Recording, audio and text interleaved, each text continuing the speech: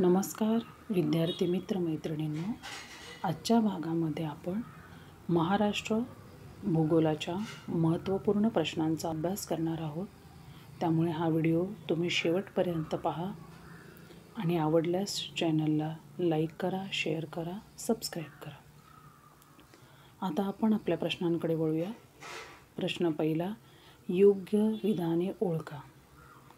विधान अ, जनगणना 2011 नुसार महाराष्ट्राची साक्षरता 82.91% आहे. विधान ब, जनगणना 2011 नुसार महाराष्ट्राची लोकसंख्या घनता 365 चौरस किलोमीटर आहे. या प्रश्नाचं अचूक उत्तर आहे पर्याय 3, दोन्ही विधाने बरोबर. आता आपण महाराष्ट्राच्या जनगणनेची इतर माहिती पाहू. महाराष्ट्रात 2011च्या जनगणनेनुसार महाराष्ट्रात एकूण साक्षरतेत प्रथम क्रमांक मुंबई उपनगर जिल्ह्याचा आहे. महाराष्ट्राची लोकसंख्या घनता 365 असून राष्ट्रीय स्तरावर ती घनता 382 आहे. राष्ट्रीय स्तरापेक्षा महाराष्ट्राची लोकसंख्या घनता 17 बिंदूने कमी आहे. सन 2001 मध्ये महाराष्ट्राची लोकसंख्या घनता 315 होती.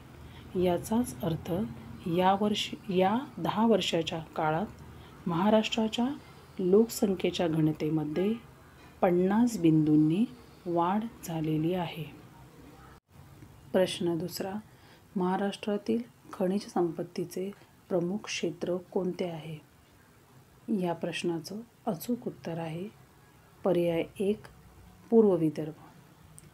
आता आपण महाराष्ट्रातील खनिज संपत्ती संदर्भात इतर माहिती पाहू. महाराष्ट्रात पूर्व विदर्भात तुलनेने जास्त खनिज संपत्ती आहे. पूर्व विदर्भात चंद्रपूर, गडचिरोली, भंडारा, नागपूर, गोंदिया व यवतमाळ या जिल्ह्यांमध्ये खनिज संपत्तीची मुख्य क्षेत्रे आढळतात. चंद्रपूर जिल्हा लोह खनिज संपत्तीच्या दृष्टीने समृद्ध जिल्हा आहे.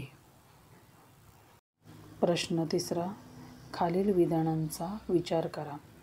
विधान अ, परभणी जिल्ह्यात येलदरी धरण आहे. विधान ब, सोलापूर जिल्ह्यात उजनी धरण आहे. या प्रश्नाचं अचूक उत्तर आहे पर्याय 3, दोन्ही विधाने बरोबर. आता आपण महाराष्ट्रातील प्रमुख जलसिंचन योजना पाहूया. माणिकडोह प्रकल्प पुणे जिल्ह्यात आहे, तर धोम, कोयना, कनेर हे प्रकल्प सातारा जिल्ह्यात आहेत. सोलापूर जिल्ह्यातील उजनी धरण भीमा नदीवर बांधलेलं आहे. प्रश्न चौथा, महाराष्ट्रात वन्यजीव संरक्षण कायदा कोणत्या वर्षी लागू केला?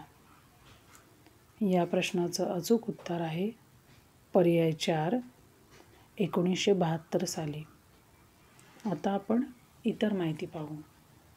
महाराष्ट्र वनविकास महामंडळाची स्थापना 16 फेब्रुवारी 1974 साली झाली. भारतात 1952 मध्ये वनमहोत्सव सुरू झाला.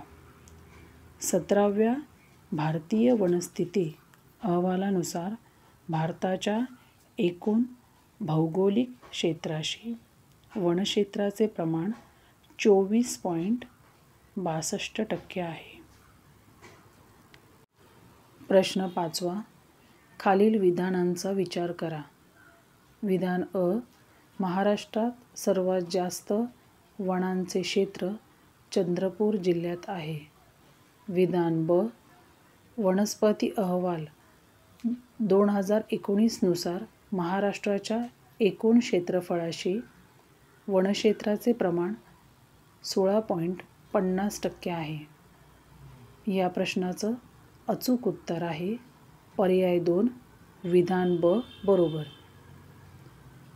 यावरून असं लक्षात येतं की विधान अ चूक. कारण महाराष्ट्रात सर्वात जास्त वनांचे क्षेत्र गडचिरोली जिल्ह्यात आहे.